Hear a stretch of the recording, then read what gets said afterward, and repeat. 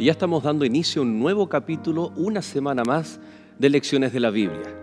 Hoy vamos a estar revisando la lección número 10 de esta temporada. Recuerda que estamos estudiando el libro apasionante, maravilloso del Apocalipsis. Durante este capítulo vamos a estar hablando del Evangelio eterno. ¿Recuerdas lo que vimos la semana pasada? Aquel intento de Satanás, del dragón, de poder engañar al mundo entero para lograr su adoración.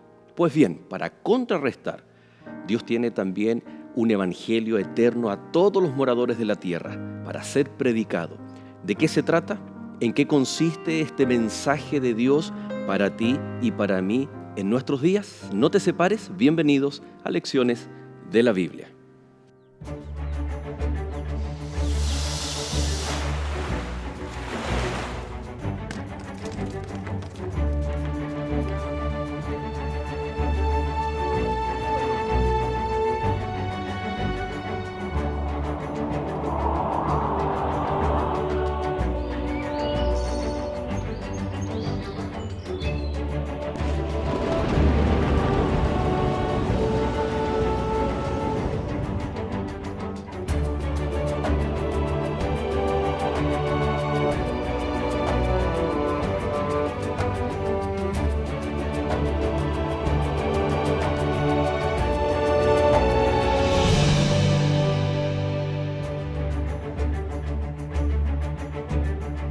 Aquí está la paciencia de los santos, los que guardan los mandamientos de Dios y la fe de Jesús.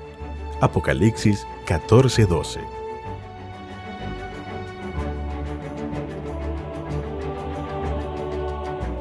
Y como cada capítulo, un cordial saludo, un abrazo a todos nuestros amigos que nos están sintonizando a través del canal Nuevo Tiempo y también a través de las plataformas digitales, de redes sociales, en donde podemos estar allí todos los días, donde usted esté y donde usted quiera o cuando usted quiera, estamos en contacto a través de las plataformas digitales.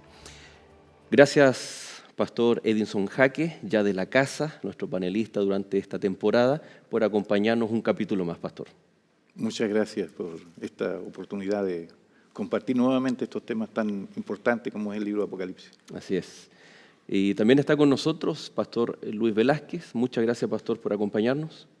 Gracias, Pastor Joel, gracias por la invitación y siempre es grato disfrutar momentos amenos de conversación donde la palabra de Dios es el centro y grato de estar con ustedes en esta hora. Deseoso que Dios pueda hablar a cada uno de nuestros amigos que están participando de este programa. Así es. Ya nos había acompañado anteriormente, ¿no? En alguna lección de Hechos, parece que Así estuvimos es. Sí. hace un par de temporadas anterior. Así que, Pastor, muchas gracias. Tuvimos muchos seguidores online en ese capítulo. Sabemos que al ser ecuatoriano, mucha gente ahí de Sudamérica, Ecuador, nos sigue, así que mande saludos ahí a la familia, a la gente. Bueno, sí, un cordial saludo a todos quienes están participando. Siempre es grato poder dirigirse a aquellas personas que uno quiere y que uno aprecia. Y pues si esto sirve mucho para llegar a muchos más corazones, pues excelente, estamos abiertos a eso y con toda la disposición. Así es, bueno, Pastor desempeña funciones aquí en la Unión Chilena, en el territorio nacional, a cargo de evangelismo, ¿no? Todo lo que es la predicación del Evangelio, y es precisamente la temática que vamos a abordar, ¿no? Y para eso, Pastor Luis, por favor, si nos dirige en oración. Vamos a orar. Bendito Dios, te damos infinitas gracias por regalarnos este momento. Queremos abrir tu palabra, queremos entender el mensaje que tú nos quieres regalar y suplicamos de manera muy especial en esta hora tu presencia, tu compañía, tu dirección. Bendice a cada oyente, a cada persona que está participando de esta programación y podamos entender algo más del plan que tú tienes para cada una de nuestras vidas. Amén. Sé con nosotros, en el dulce nombre de Jesús oramos. Amén. Amén. Muy bien, ha sido o está siendo, ¿no? Un trimestre bien especial.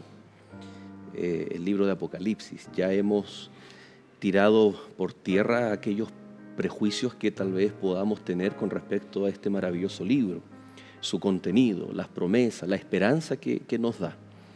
El capítulo 13, el de la semana anterior, fue un tanto abrumador, ¿no?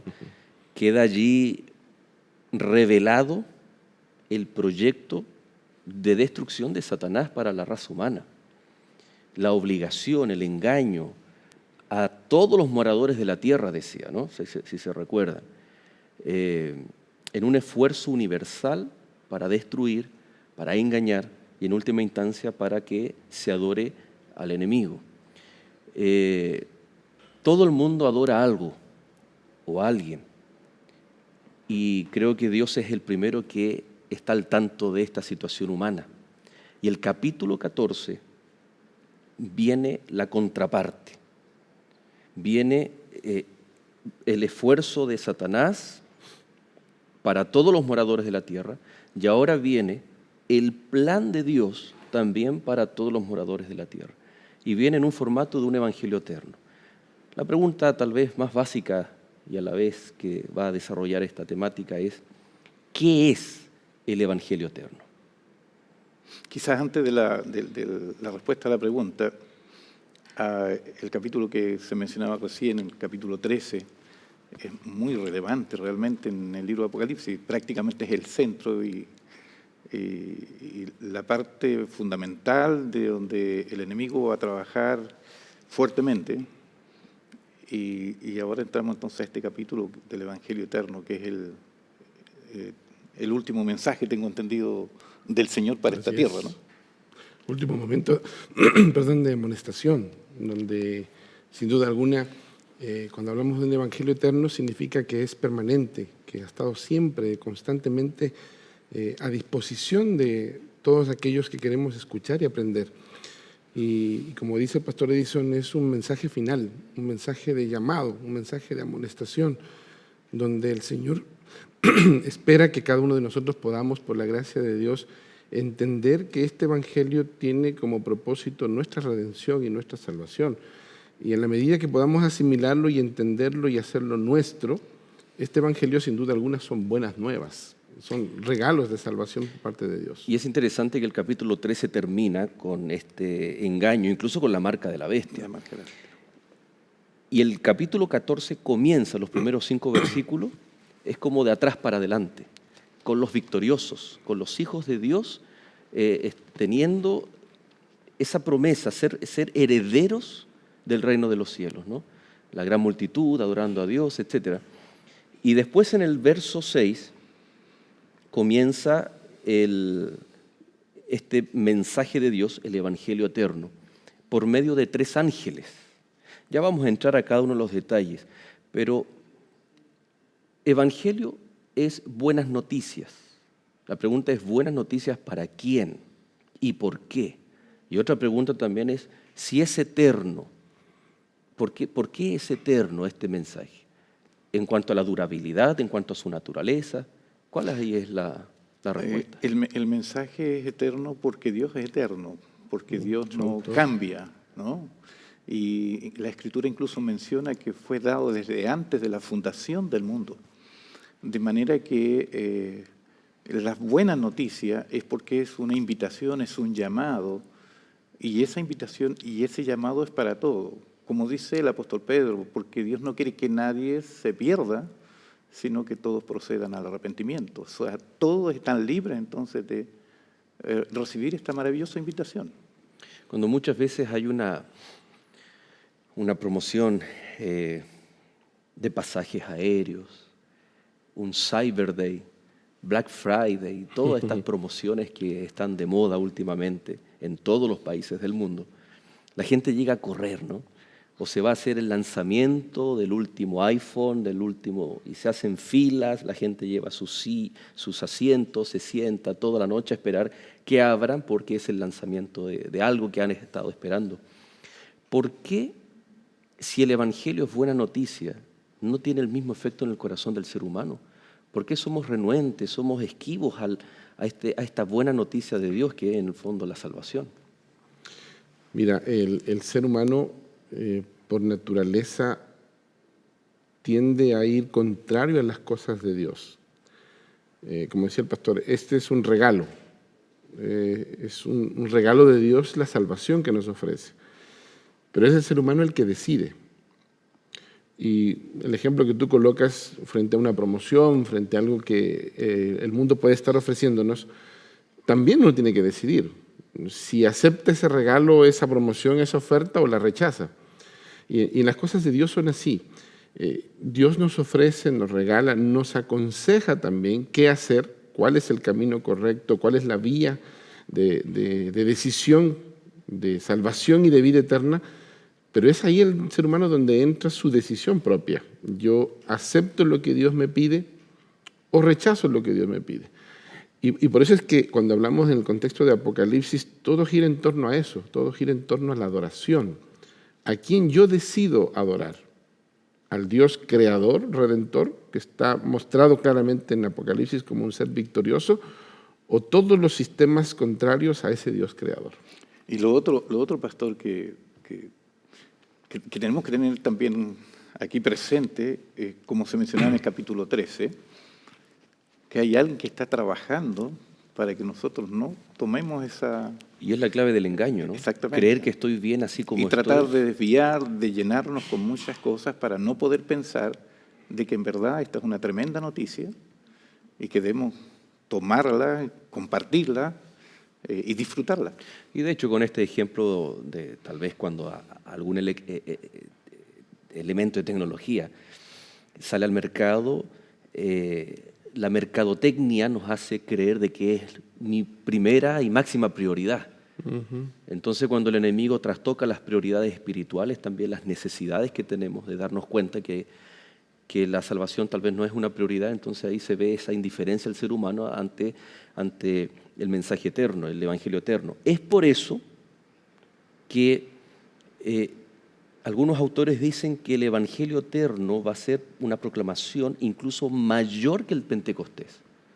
Y lo vemos en la estructura, en la forma como es presentado en el simbolismo del Apocalipsis. Y les quiero invitar también a cada uno de nuestros amigos a que podamos tener la Biblia abierta ahí en Apocalipsis capítulo 14, verso 6, donde dice: vi volar por en medio del cielo a otro ángel que tenía el evangelio eterno para predicarlo a los moradores de la tierra, a toda nación, tribu, lengua y pueblo.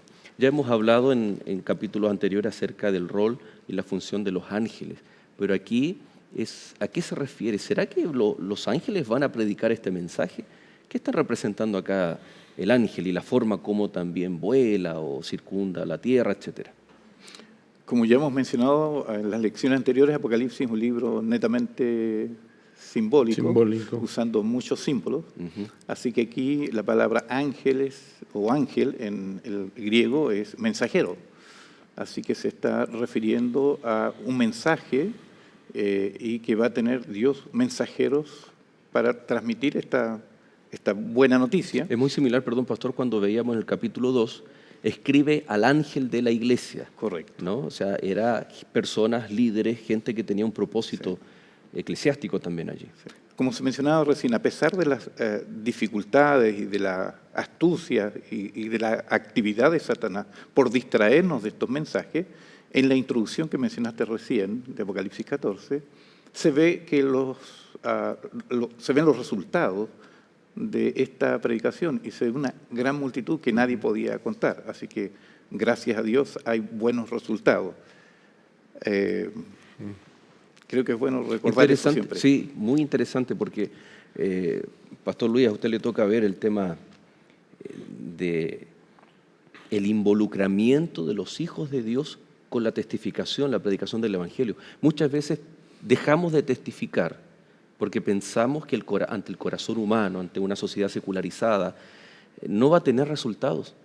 Y aquí, antes de hablar del Evangelio, se presentan primero los resultados, como dice el pastor. Una gran multitud de redimidos que escuchó, obedeció, hizo ahí en su corazón, guardó el Evangelio. Claro, por supuesto, ahí tenemos un gigante desafío. Y qué bueno saber que ya en el Apocalipsis el Señor nos entrega las buenas noticias de cómo va a ser, los efectos que va a producir este Evangelio. Y claro, ahí está el desafío también para lograr involucrar a muchas personas que tienen claro lo que Dios dice y que no deben callar frente a este Evangelio eterno. Porque claramente cuando menciona aquí la palabra griega ángel, y el pastor Edinson lo mencionaba, que es un mensajero, cada una de estas personas que creen firmemente en la palabra de Dios debe tornarse un mensajero.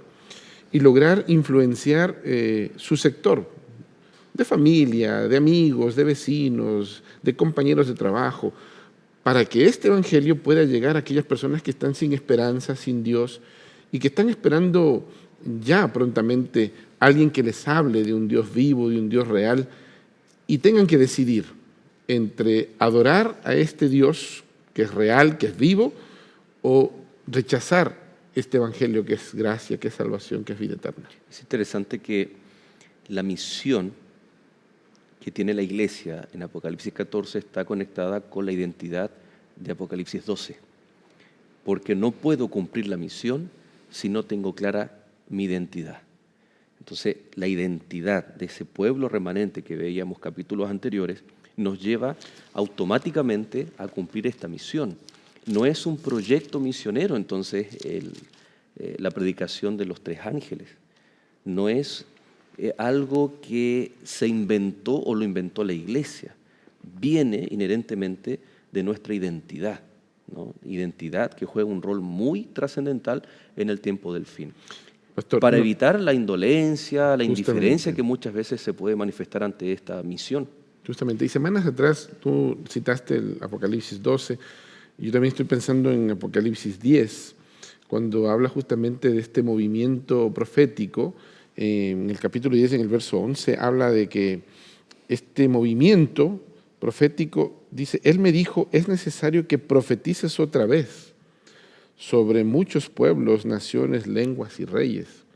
Aquí está claramente mencionada una misión profética entregada a este pueblo profético.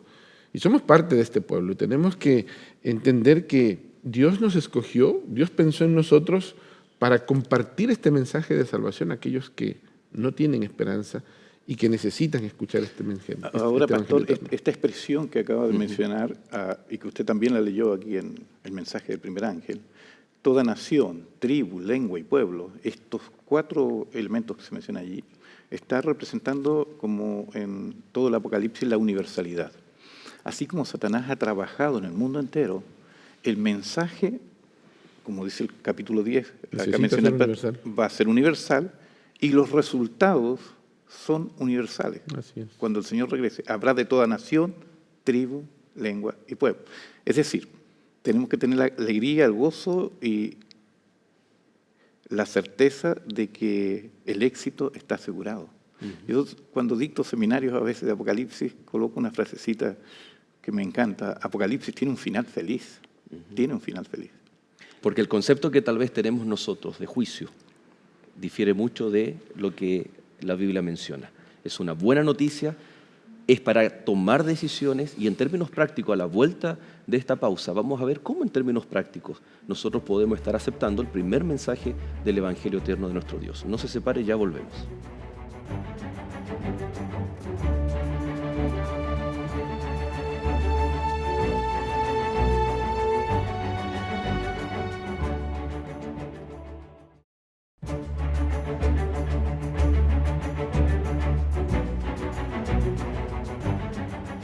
Ya estamos de regreso, recordando a cada uno de ustedes que puede entrar en contacto con Lecciones de la Biblia a través del correo electrónico esperanza@nuevotiempo.org. Estamos a su disposición para orar por ustedes. Mándenos sus pedidos de oración, pero también aquellas inquietudes de la Biblia que a través de Lecciones estamos cada semana tratando.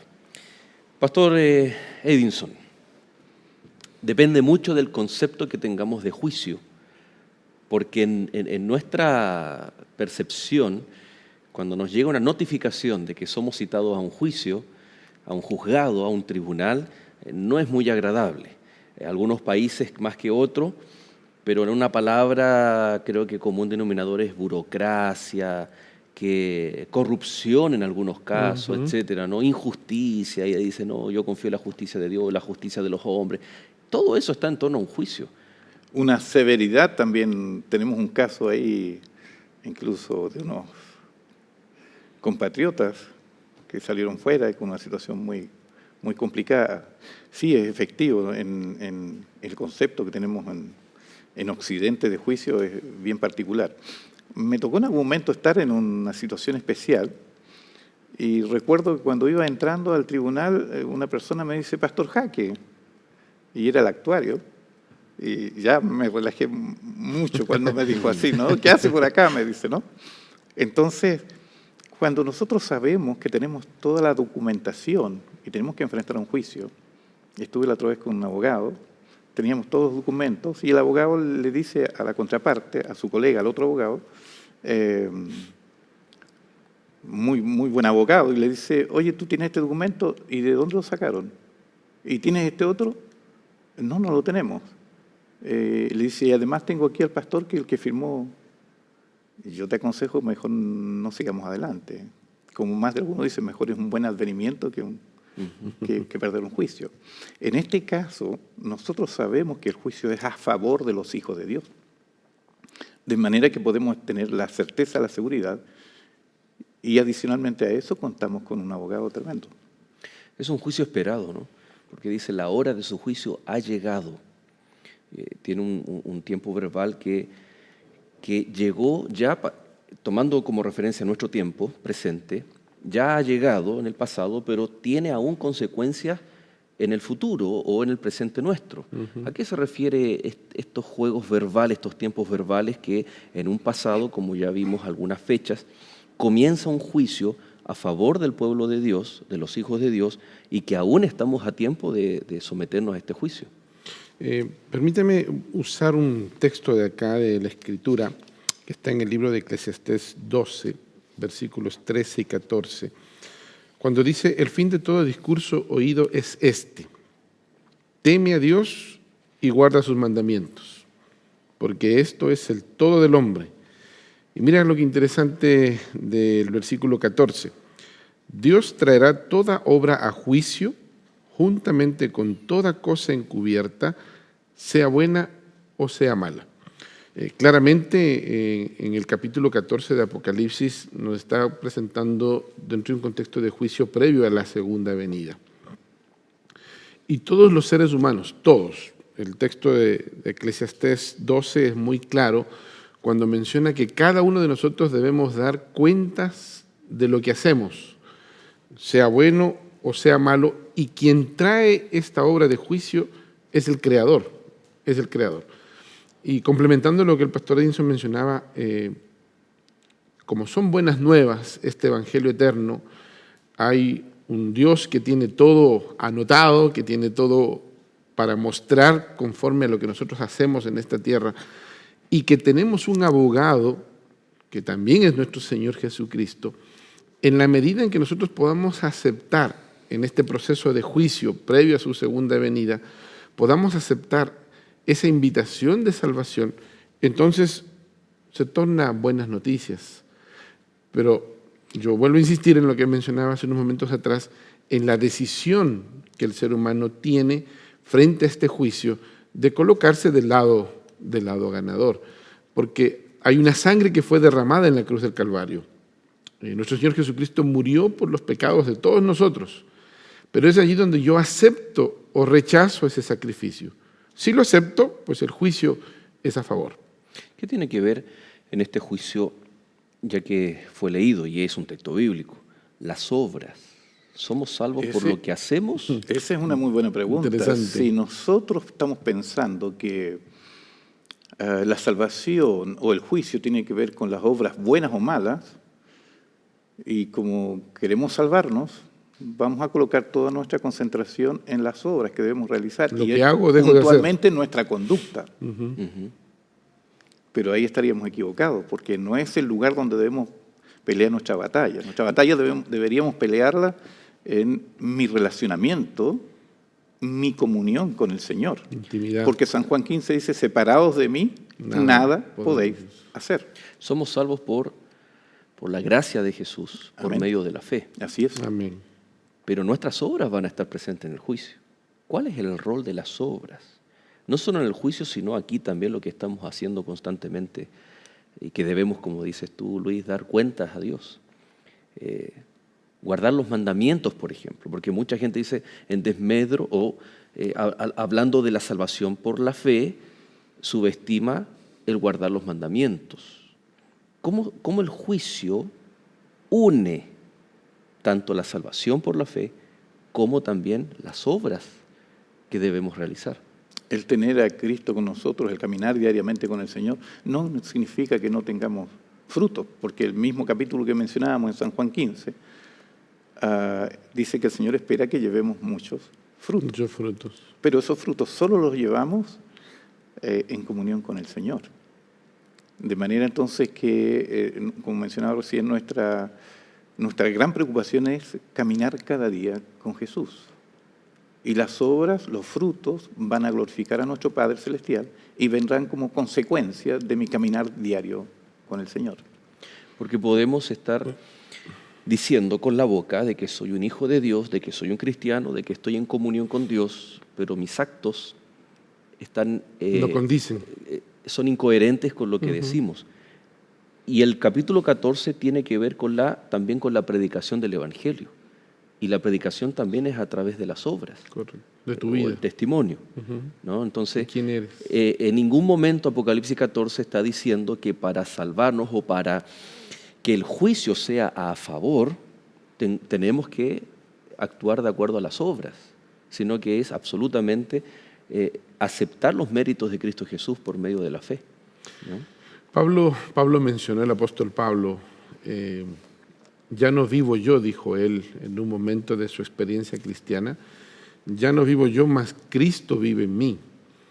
Y cuando la experiencia de la salvación, el cristiano lo comienza a vivir de manera íntima, de manera relacional, es el Espíritu de Dios quien me concede el poder para cumplir los mandamientos. Por eso en Juan 14 Jesucristo hizo la invitación a observar los mandamientos basados en su amor.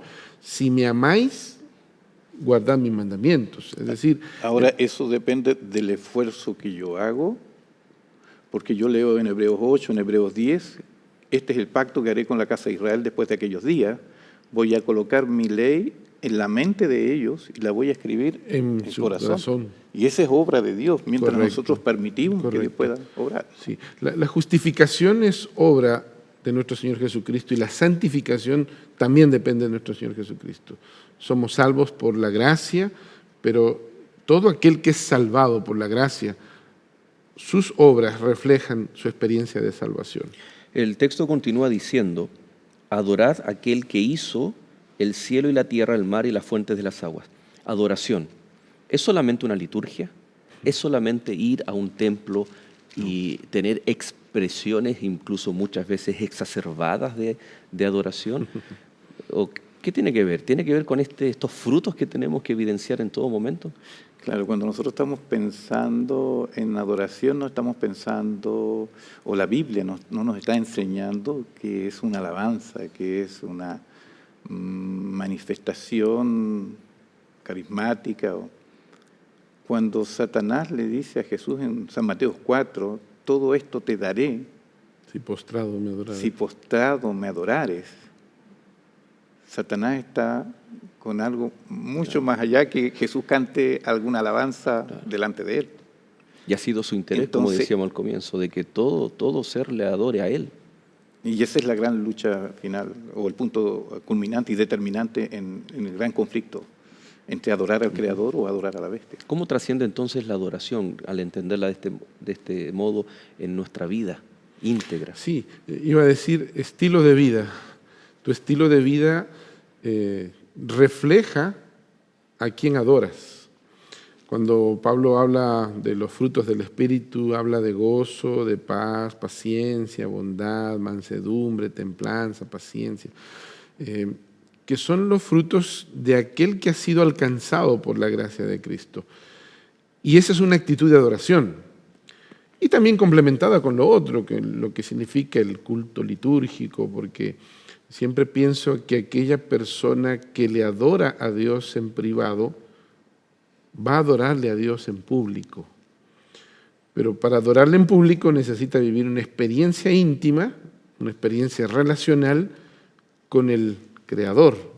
Y entonces viene la actitud de adoración a través de mis actos y de mi forma de vida, que mis familiares, mis vecinos, mis amigos, mis compañeros de trabajo noten la diferencia. de que soy un hijo de Dios, que soy una carta abierta al mundo, que soy luz del mundo, que soy la sal de la tierra y que cumplo esta tarea de adoración a través de lo que yo hago en el día a día, en el momento a momento. Ahí estamos adorando al Creador. Eso en la experiencia de Jesús con la mujer samaritana, el Señor le llama adoradores que adoren en espíritu Y en verdad. y en verdad. O sea, no es asunto solamente de repetir algo, de confesar algo, sino más allá que eso. Que digamos. Y de lugares también, porque muchas veces hoy en día estamos basando nuestra adoración exclusivamente en 4 paredes, donde le llamamos el templo.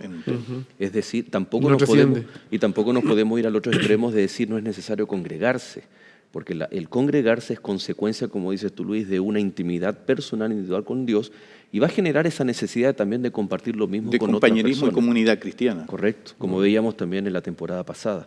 Ahora, adorar. Ya hablamos que el juicio requiere una ley, ¿no? Un parámetro en donde se diga si se cumplió, no se cumplió. Esta obra, este acto, ¿está de acuerdo a este parámetro o está violentando o transgrediendo este parámetro que es la ley de Dios, la ley eterna de Dios? Qué interesante que en el mensaje del primer ángel, cuando dice adorad a aquel que hizo, o sea, el Apocalipsis presenta muchos argumentos de adoración, como ya vimos en capítulos anteriores. Por ejemplo, cuando a Cristo se le dice digno de, y se enfoca también lo que hizo en la cruz. Pero aquí el argumento para los seres humanos podría haber sido, adoremos porque Él nos salvó, pero va mucho más allá y dice porque Él es el Creador. Y qué interesante que nos conecta con el 4.º mandamiento. El mandamiento acerca del día de reposo, el día sábado, que tiene que ver con la creación y nos amonesta, y es lo que hacemos también en el día sábado, es adorar a Dios. No es solamente congregarme, tengo que ir con una actitud de adoración.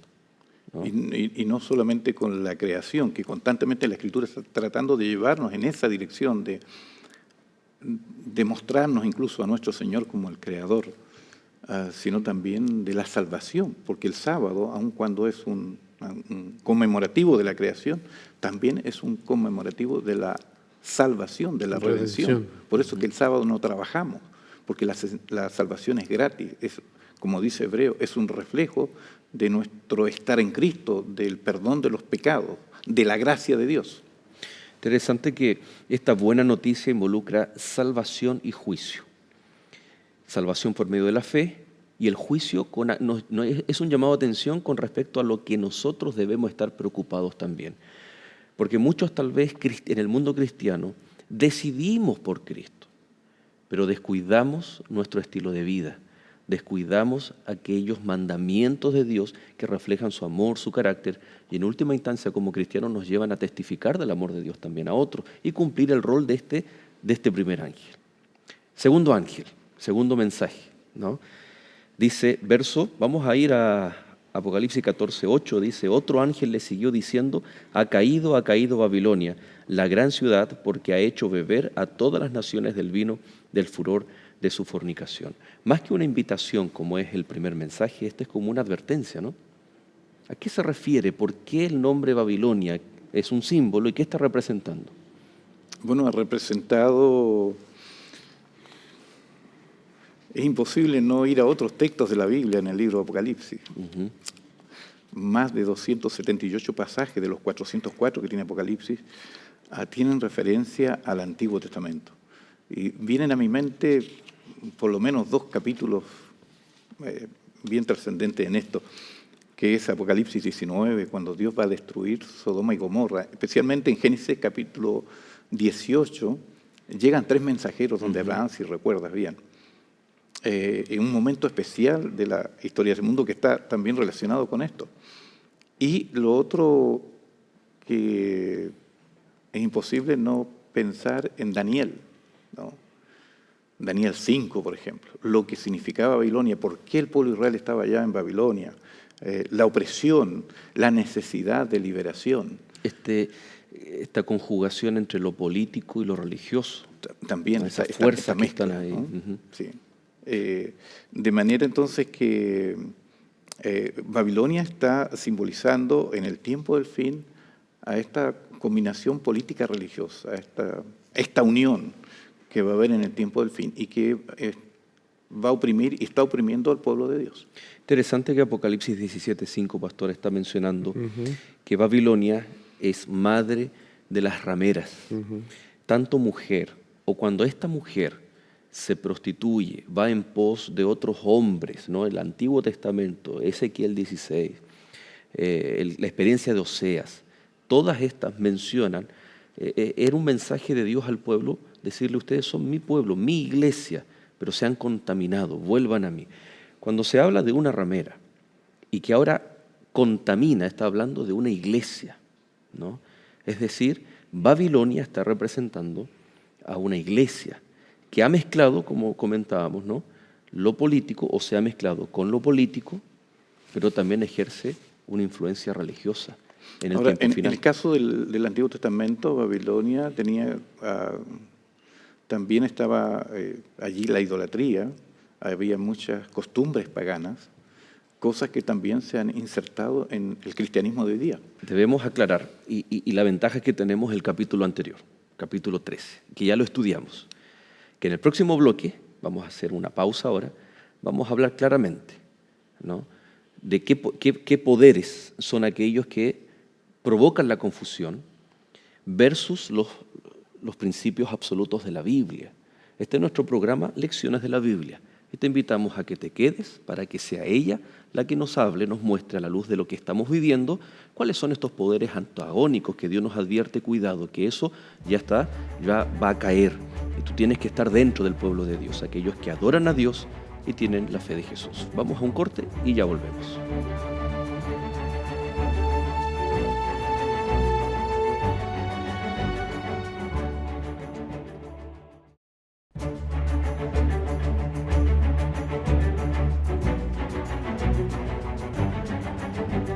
¿Te has preguntado alguna vez a dónde van las personas después que mueren?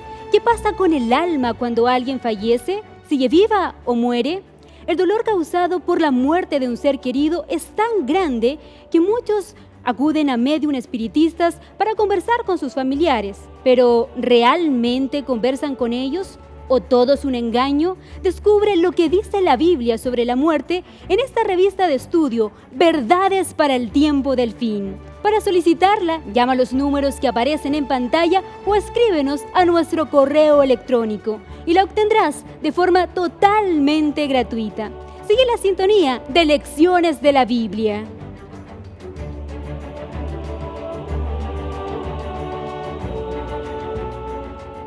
Ahí están los lindos materiales que Escuela Bíblica ha preparado para cada uno de ustedes. Siempre en nuestro capítulo tras capítulo queremos recordarle. Son completamente gratis, un material de lujo que puede llegar directamente hasta donde usted esté, su trabajo, su casa, su domicilio. Queremos hacerle llegar completamente gratis en esos números telefónicos que usted acaba de ver, correspondiente a su país. Especialmente queremos en esta temporada enfatizar el material de Apocalipsis. Va a ser muy bueno que usted pueda pedir para estudiar, para ir repasando aquello que capítulo tras capítulo estamos repasando. El capítulo 13 de Apocalipsis está hablando de, y para nuestros amigos que se perdieron el capítulo anterior, dicho de paso lo pueden buscar ahí en YouTube, en Nuevo Tiempo Chile,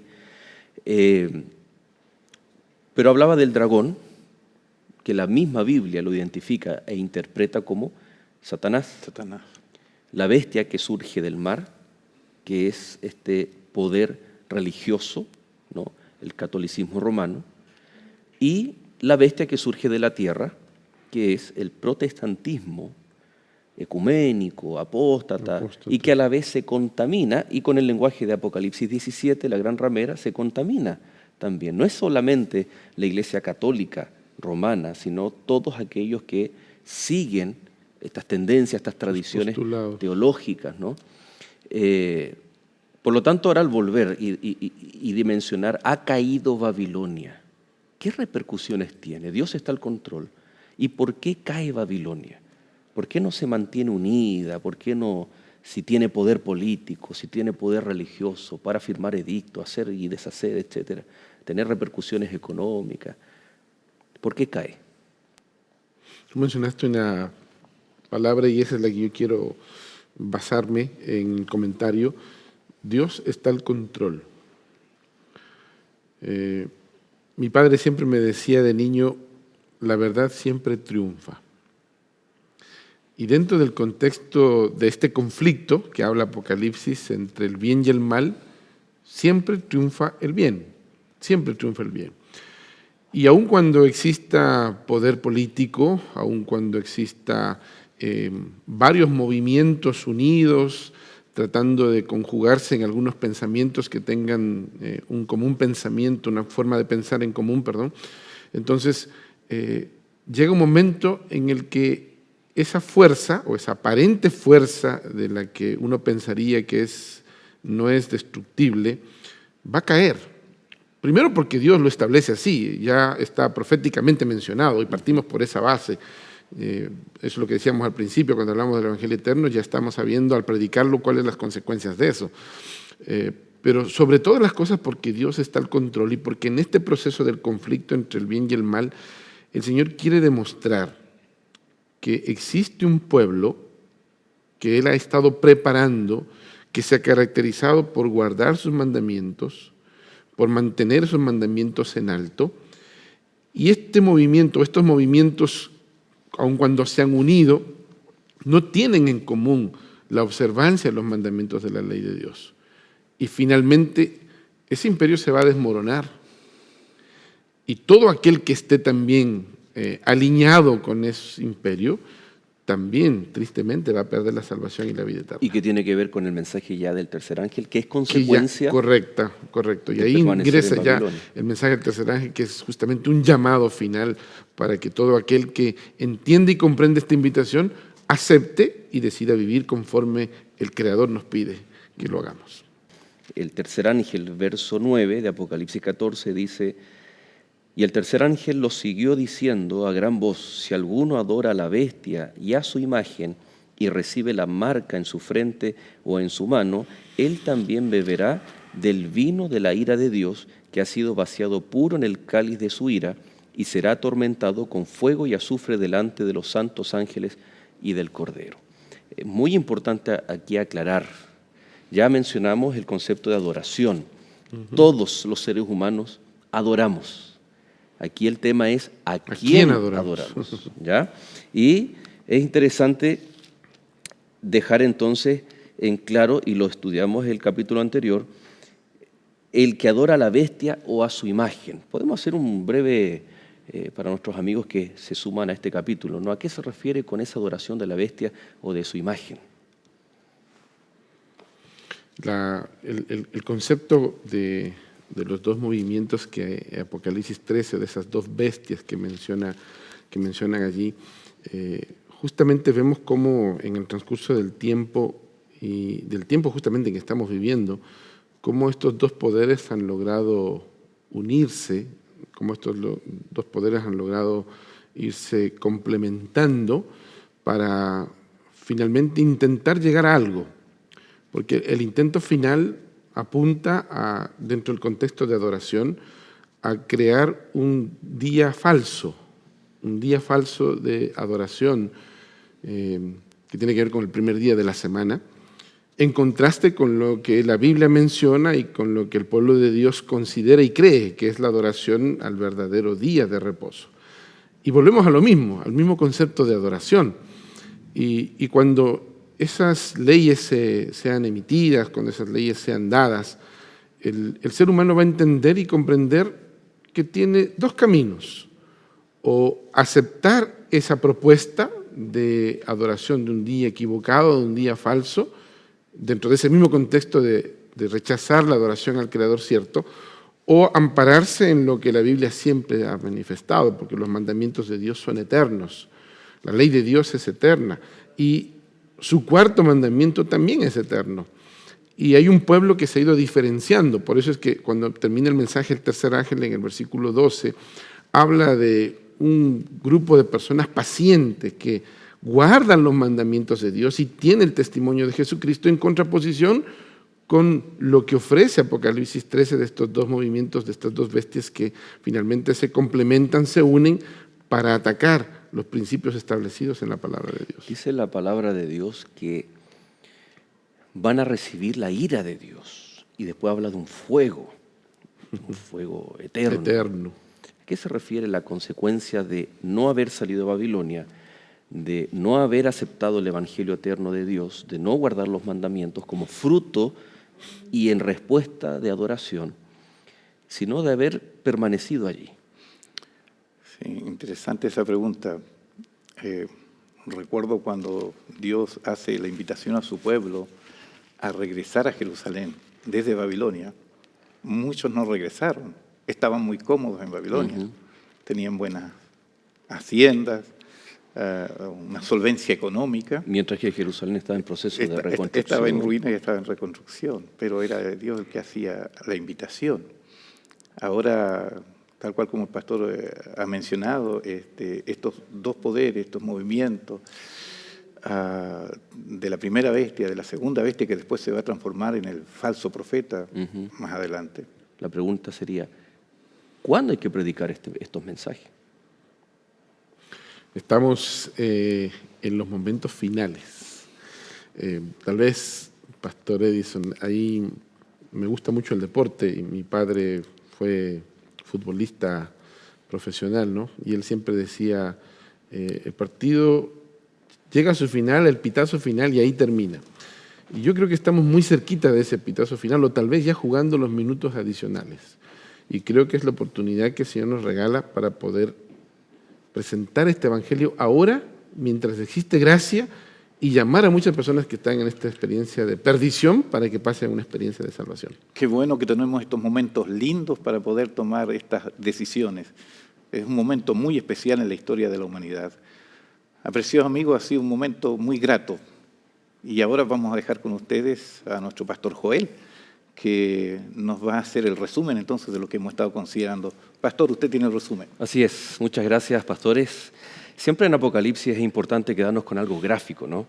Porque es mucha información y también información que viene de forma correlativa y cada una se complementa la una de la otra. Por lo tanto, queridos amigos, queremos ya para ir cerrando este capítulo con un mensaje muy especial. Hemos estado estudiando, repasando Apocalipsis capítulo 14 con respecto al Evangelio eterno. Este Evangelio que está graficado por 3 ángeles, ¿no?, que representan al pueblo de Dios, la iglesia de Dios del tiempo del fin.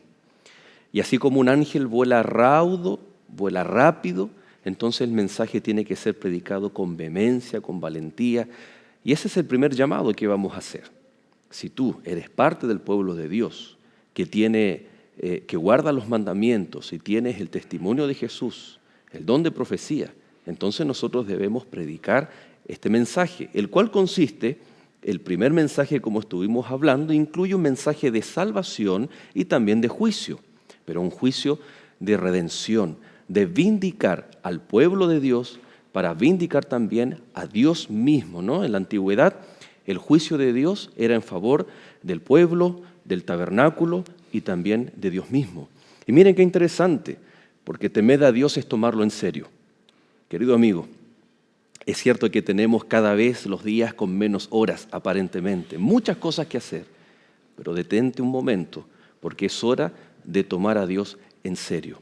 Y tiene que ver con nuestras decisiones, tiene que ver con nuestras prioridades. El temer a Dios tiene que ver con amarlo, porque como consecuencia vamos a darle gloria. Y darle gloria a través de la adoración no es simplemente a través de una expresión cantada o de alabanza en un templo. Darle gloria es con toda nuestra vida. Y para que nuestra vida glorifique a Dios, entonces tiene que haber un parámetro que Dios ha puesto, que representa sus parámetros, que es su amor, su carácter, y es la ley de Dios. Es por eso que, si bien el primer mensaje no menciona abiertamente los mandamientos, están insertos allí, cuando dice adoremos al Creador. Y el más claro ejemplo es el día sábado, pues el cuarto mandamiento tiene que ver con Dios como Creador. Y ahí está, a través de guardar los mandamientos, es el resultado del amor que tenemos para con Dios y nuestra vida se transforma en un testimonio y también en glorificar a Dios. El mensaje del segundo ángel es el anuncio de la caída de Babilonia. Este poder religioso, político, que en el tiempo final perseguirá a los hijos de Dios. Pero es un llamado, es un anuncio de que tanto el catolicismo romano y el protestantismo apóstata, ¿no?, ya ahora han dejado de trabajar, sino que ahora van en contra de los hijos de Dios. ¿En qué lugar vas a estar? ¿No es mejor estar del lado de Dios? Hemos estado mirando y en los próximos capítulos que tal como en la historia, por ejemplo en Egipto, cuando cayeron las plagas, cayeron para todos, menos para aquellos que eran fieles a Dios. Aquellos que tienen un sello de no solo distinción, sino también de protección. Ese es el llamado que el Señor nos hace, y salir de esta embriaguez de confusión que Babilonia tiene. Y el último mensaje tiene que ver con, es correlativo, ¿no? El vino de Babilonia, pero ahora si alguien lo bebe, entonces sufrirá este fuego eterno. Pero no es un fuego literalmente eterno, sino que, y aquí está, ¿no?, consecuencias eternas. Es decir, el mal nunca más existirá.